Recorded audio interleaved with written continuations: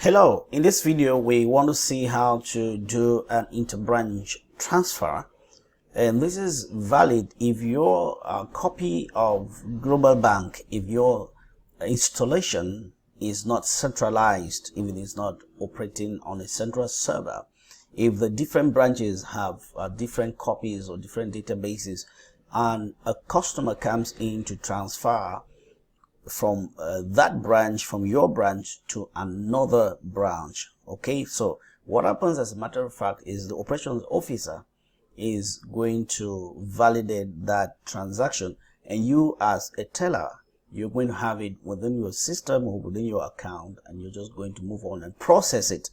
So what we do is you have a customer right there whose account or whose transaction, whose transfer has been approved, has been initiated in the system, and is right there to do the deposit. You're going to have to receive the money from that customer, and you're going to have to approve or validate the transfer for it to be available in the destination branch, destination agency. So what happens is you're going to go to your teller operations menu right here, and you go over to cash transfer and the deposit option, and on this pretty window you're going to have here the transactions that have been approved by hierarchy that have to be validated at your own level as a teller. So we have the customer right there, and we have the transaction right here. So what we do is we're going to pick that transaction, okay, and down here we're going to have some information about the transaction that will be pre-filled.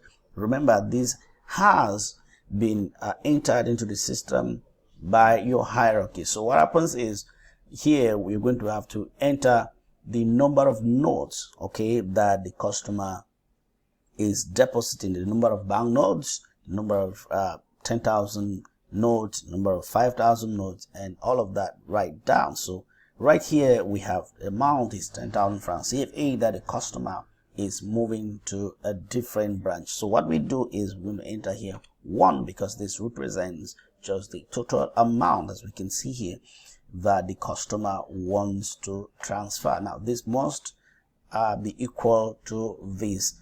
And here, if we want to also send an SMS, if the customer also approves an SMS, we have to take the SMS option here, yes, and the language of the message to be sent, and of course the telephone number of the recipient, who in this case is a certain Franklin. So while we make sure that the form is properly filled, we have to click on the add button right here to approve and to validate this transaction.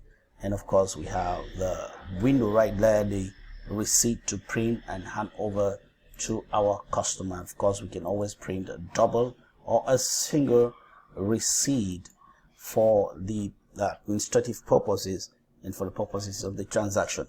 I hope this video has been helpful. I look forward to seeing you in the next video. Thank you.